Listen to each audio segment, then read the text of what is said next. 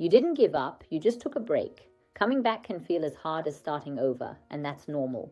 This short video explains why and suggests 4 small steps to make starting over easier. Momentum isn't magic, it's psychology. When you stop, your brain shrinks the map you were using. The familiar route vanishes, and the task that felt normal now looks risky.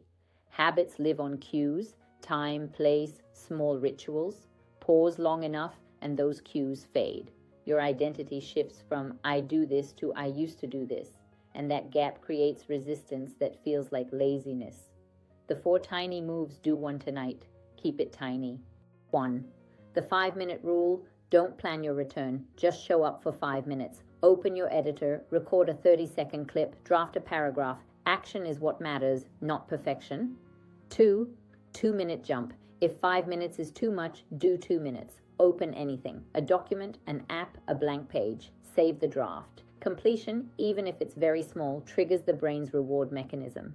3. Boring consistency. Small daily repetitions are more effective than rare heroic sessions. 10 minutes a day creates a rhythm. This rhythm becomes your new identity. 4. Solo accountability. Tell someone, I'll show up for X minutes every day. Post a small proof, a sentence, a screenshot. Social pressure helps you keep your word. You haven't lost your skill, you've lost your rhythm. Rhythm comes back not with guilt, but with small repetitions.